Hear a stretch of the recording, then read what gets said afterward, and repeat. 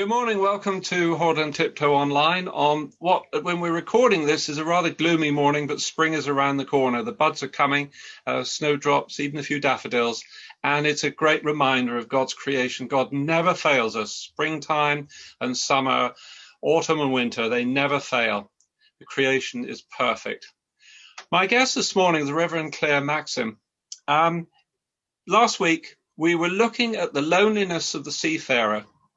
And Franz Hepperty took us into the story of international shipping, the way that coronavirus has affected them, and talked about the ministry of the Sailors Society for those poor people that are suffering so much. I come back onto terra firma and onto the land, but to rural communities now. Claire is Chief Executive to the Arthur Rank Centre based in Stoneleigh in Warwickshire. If you know Stoneleigh Abbey and Stoneleigh Park, it's a beautiful area. And the Arthur Rank Centre seeks to create and promote a mission statement of confidence in Christianity. Claire, I'd like to hear from you. We'd love to hear from you what exactly confidence in Christianity in the rural community means. The rural world there is a lot of loneliness, there's a lot of stress. The beast from the east that we've just got over will have caused an enormous amount of problems for rural people. And rural life is not all about Land Rovers, ponies, and hunter wellies. I know that you and I both know that. So can you? Now you tell me. There we are. That's where you got it wrong. Oh dear. There, please. Yeah, rural life certainly. Mission to the rural community. Do tell us about it. I will do. But certainly, life in the rural community is not always wonderful. We often talk at the Arthur Rank Centre about all the different kinds of people who live in rural places. The upsizers, I've made it, here's my beautiful mansion. The downsizers, I'm retiring to a nice little place in the country. The been here's forevers, the been somewhere else rural forever and landed here by mistake.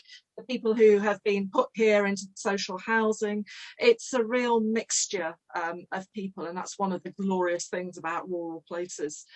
The Arthur Rank Centre, I actually had to fight a bit for our tagline, which is Confident Rural Christians. And the reason that I had a bit of a fight about it wasn't about the confidence, and we'll come on to that. It wasn't even about the rural, although of course you can debate what is rural until the end of the earth. It was about the Christians, really? Because historically we'd been all about supporting rural churches. All right. Now, I think it's 40% of the Church of England inhabit rural places. I'm sorry, that's a very Church of England statement from an ecumenical place, but that's the statistic that we happen to have. And it occurred to me as we were trying to go through a period of rethinking what we were doing and discerning what the Arthur Rank Centre should be doing. It occurred to me that I had been spoken to, emailed, rung up by, shouted at, prayed with, all sorts of people, but I'd never had a church ring me. I'd never had a church speak to me. And for me, Christianity is a very relational faith. And so it seemed to make sense to me that we majored on the Christians, on the people, rather than on the churches. Not least because that way, if you look from the outside and people are majoring on churches, it looks as though you're all about buildings. And of course, you and I know, Tim, that the church is all about the people. Yeah. So confident rural Christians. The idea is that if you've got a few, and Jesus said 2 or 3, so I think we can go with 2 or 3, and one is a start. If you've got a confident Christian or 2 in a community, then you've got them being salt and light and sharing the gospel. We're told to love others, love God, love our neighbour, love ourselves, share the gospel. And if we've got a few people in every community doing that, then the world will be a better place, and the kingdom of God is at hand, and you will see other people start to join what they're doing. And so that's why it's about confidence. It's about encouraging. We're very much about encouraging people to tell their stories. The number of, or to tell what they're doing in a community. I don't know nearly as much as I should about your community, but the number of times I will hear someone say something like, "Oh, well, we don't do very much." I mean, we have a coffee morning. You know, we try and have a cuppa. It's been difficult in lockdown, so you know, there's a few of us who are ringing people, and a couple of us are getting shopping. Of course, we're supporting our local food bank, and you start to add up all of those actions that people are doing in Christ's name, and you think you're not doing nothing. You are doing something utterly wonderful. That's actually very much what our community is doing. Very much. Yeah. Yep. And I hear it. How did you know? I hear it again and again. The most recent example I can give you is actually from some interviews that I was reading, and they date back a couple of years. And it was a Methodist chapel who were bemoaning the fact there are no young people in their chapel. There are no young people, and I suspect that, I know for many rural churches that's the case. There is a missing demographic, and there are missing children because places are too expensive to live, etc., etc. Won't bore you with that bit at the moment. But in this interview, they said there are no children. We are elderly. There is nothing that we can do. And then a little bit later, they said, well, we do enjoy the lunches that we put on for the local sixth formers. We just invite them to lunch once a week.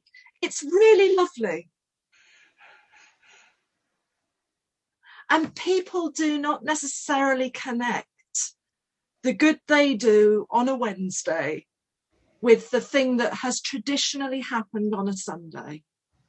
And when I say traditionally happened, we have to be aware that if we're going to reach different people at different times, we're going to have to let go of some stuff.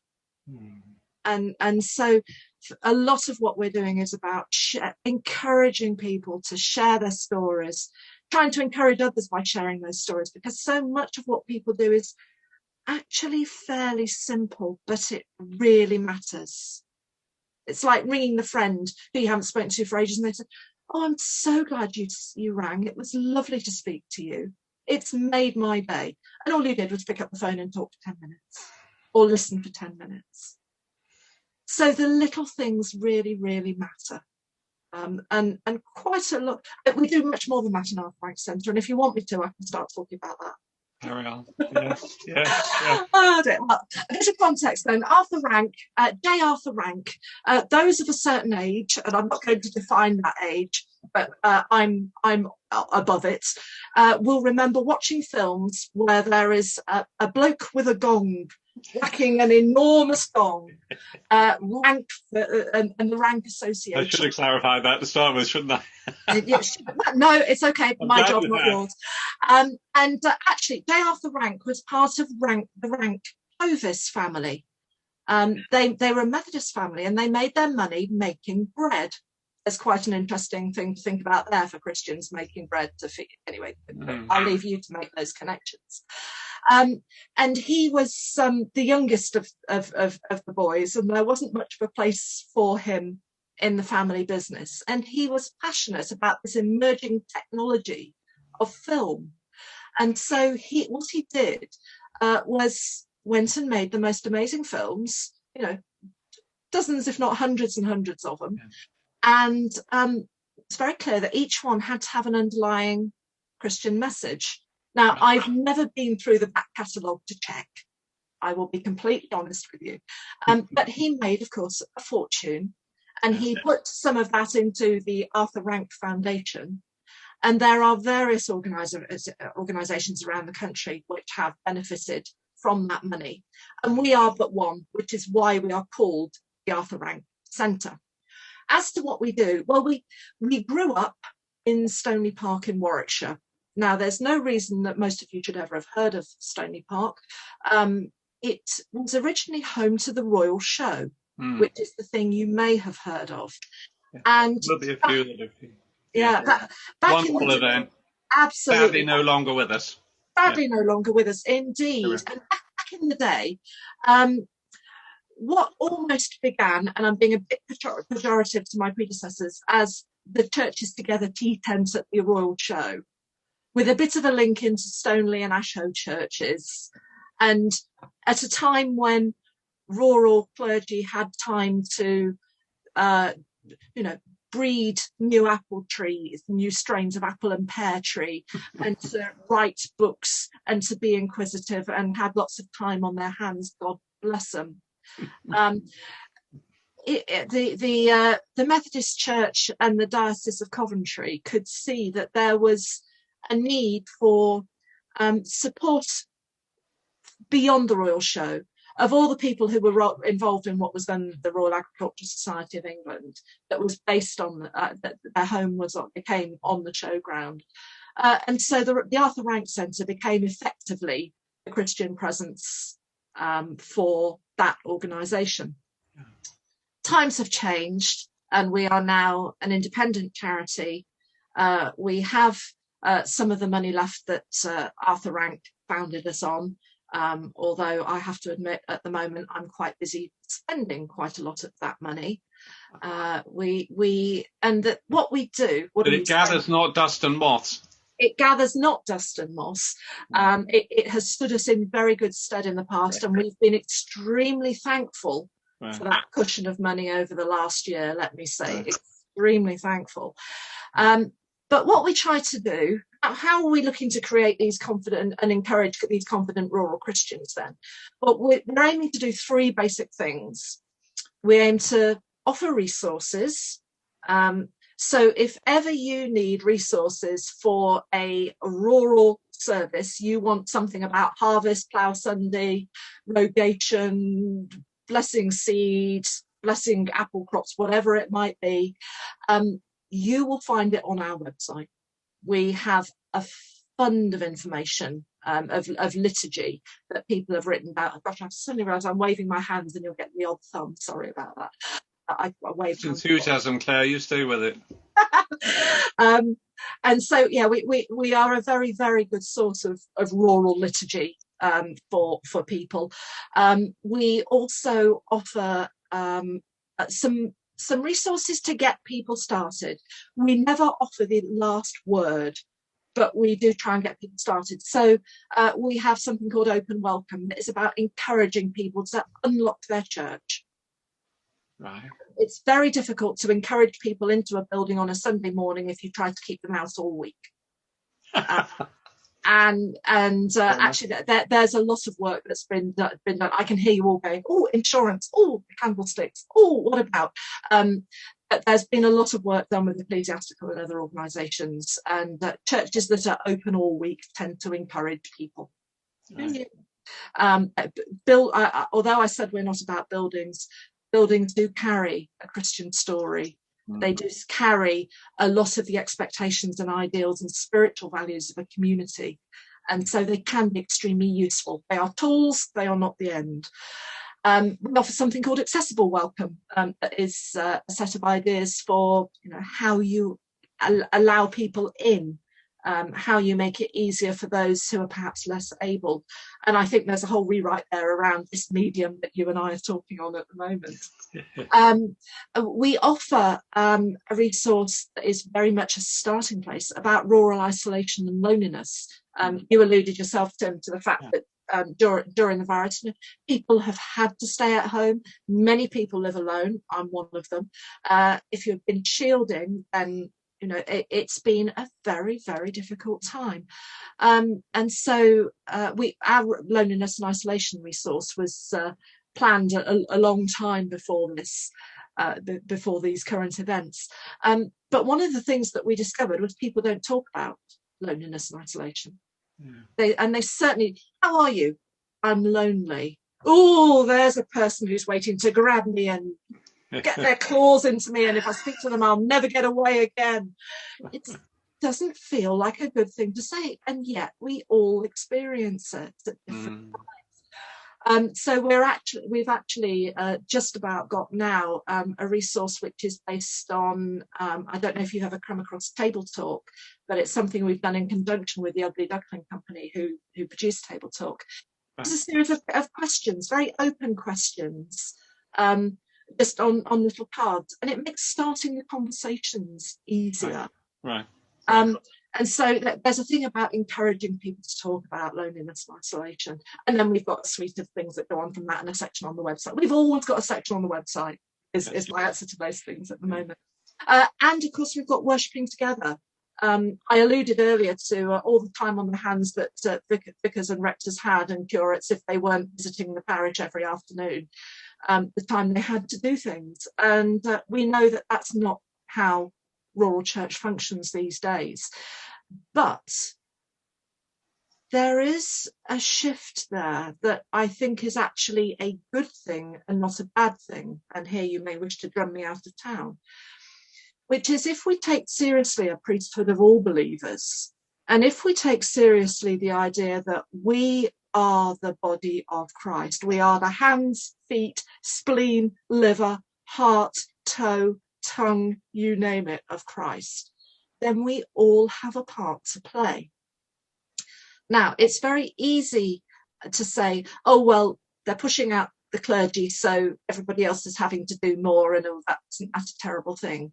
Actually, I think it's a profound shift that should be welcomed, because it enables everyone to explore their vocation, everyone to explore their calling. If you talk about vocation in a certain sector, everybody assumes you mean one of these.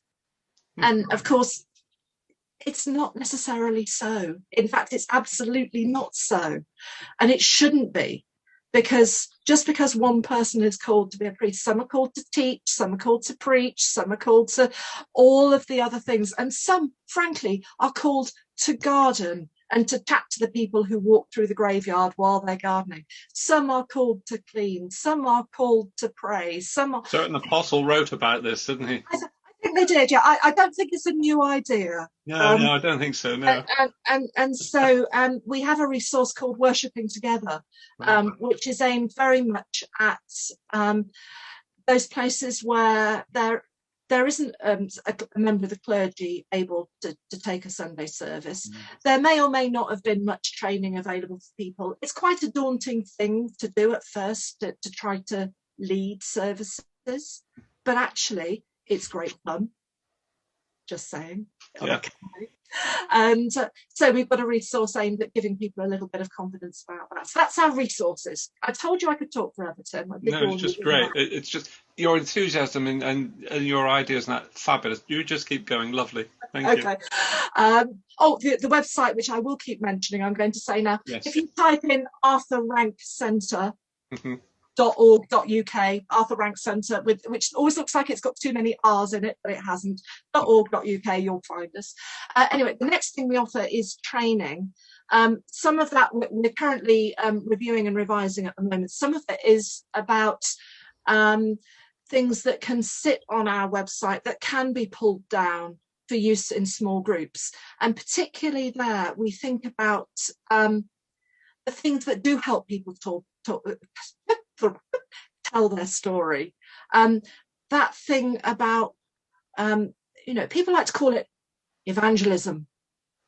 But if I walk up into most rural churches and say, hello, you're all going to be evangelists tomorrow, you're all going to look at me and be very worried. Whereas if we talk about ways of sharing your story, who taught you your faith? Who's inspired you? Who's the person who kept you on the straight and narrow? Who's the one you think, oh, if only I could be like them, I'd be a perfect Christian? You won't, but God still loves you. That's okay. So some of our training is based very much on those, how to enable neighbour to reach out to neighbour. It's relational. If you hear me, if you want to play bingo with me, just count the relational words. You'll soon tick them off. We do offer sort of more structured training programs as well. We offer one which we call the Rural Ministry course, which makes it sound like it's aimed at dog collars. It isn't. Nothing that we do is just aimed at ordained people. It's all aimed at people who are interested and passionate and care about Christianity in their context. But the Rural Ministry course is aimed for a particular sector, and that is the people who've looked and gone, oh, we can move to the country. excellent.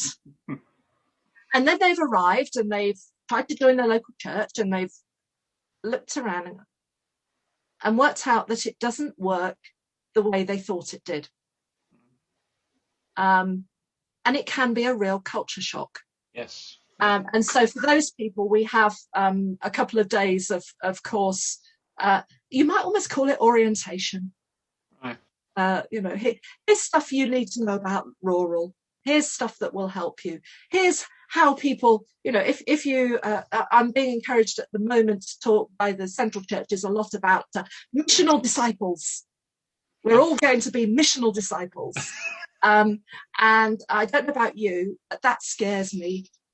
I'm not always a very good disciple, and I'm not always incredibly missional, and I'm not always sure I even know what the missional is, and I don't know how to do it, and I don't. And frankly, it's just easier to stay under the duvet, or under a cat.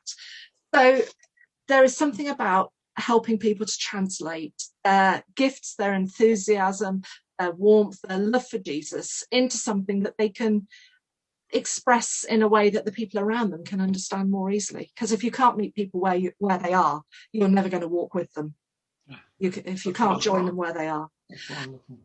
So that's the last bit of training we do is aimed very much more at church leaders. And again, I don't mean ordained, but I do mean the people who've been around the block a bit in the church, and who do have a position of responsibility within it. And we actually offer an 18-month Germinate leadership program for them that is developed very much out of rural roots. There are all sorts of leadership programs for church and the secular world. There aren't, I think ours is probably the only one that has its roots in being rural. So we offer Germinate leadership as well. That's our training. The last thing I do, and then I promise I'll draw breath and stop talking and let you ask a question too, is we advocate. The Arthur Rank Centre has a peculiarly privileged, excuse me, just going to swipe the squash. A peculiarly privileged position in that we are a national organisation, we are an ecumenical organisation, and so lovely. Yeah, we are absolutely ecumenical. I'm Church of England, but please don't hold it against me.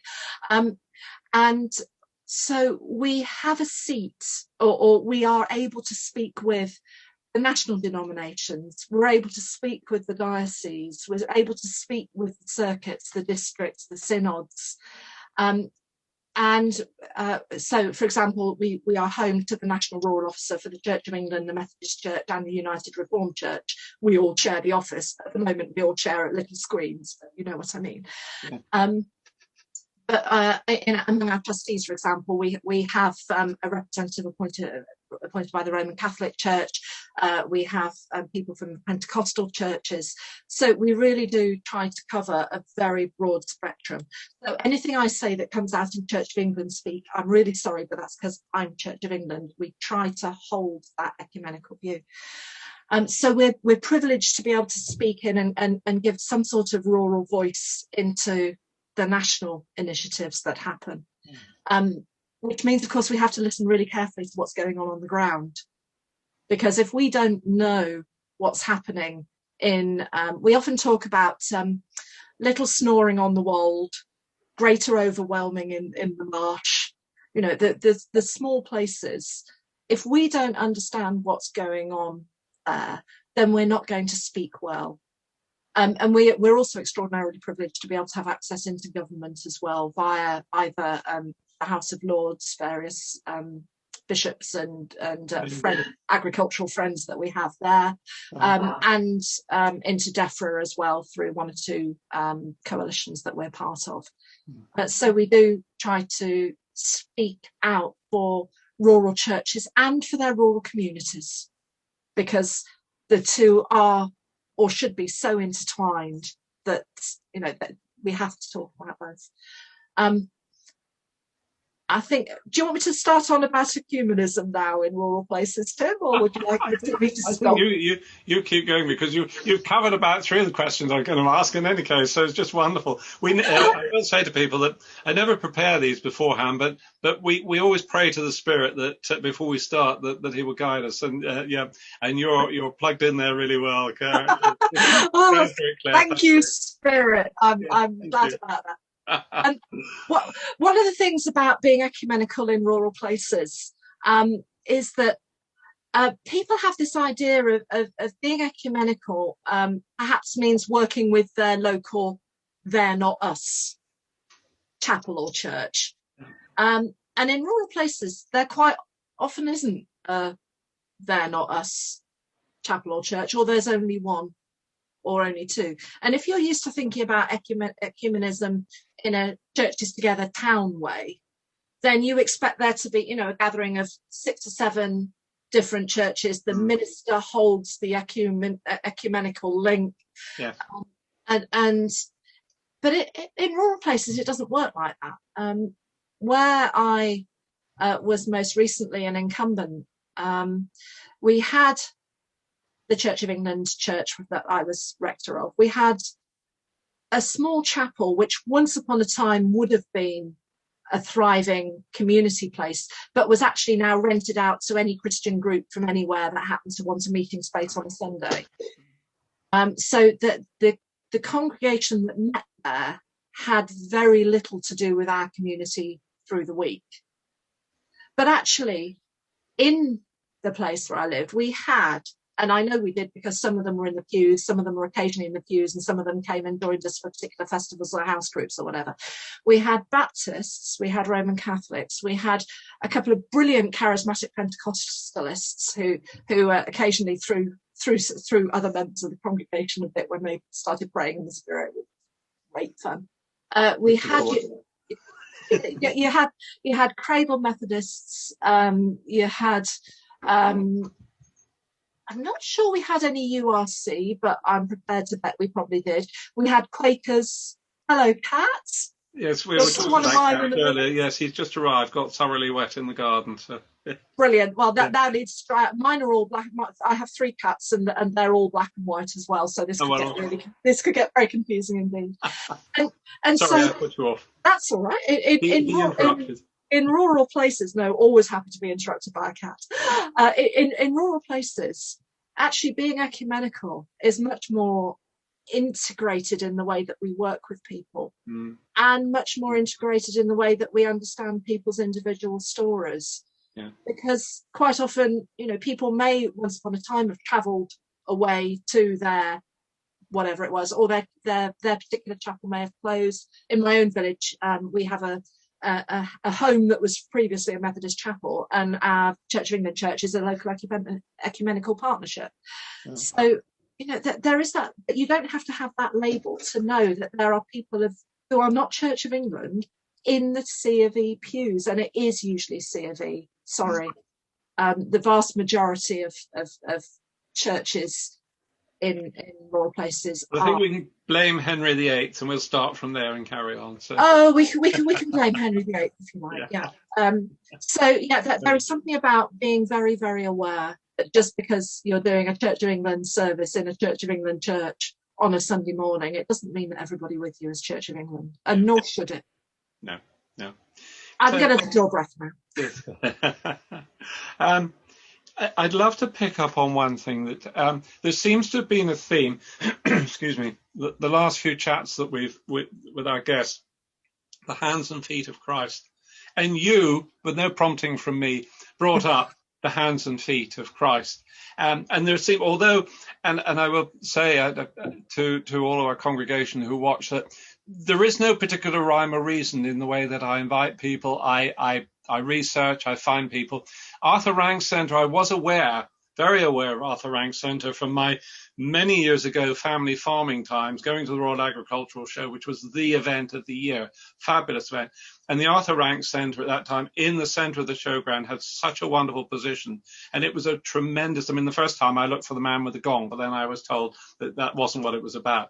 but it had a wonderful witness to the agricultural and the rural community at that time. It's changed a bit now. But moving on, you are still at hands and feet of God. And this is coming through times and times of hands and feet of Christ, time and time again. Claire, it's a wonderful thing.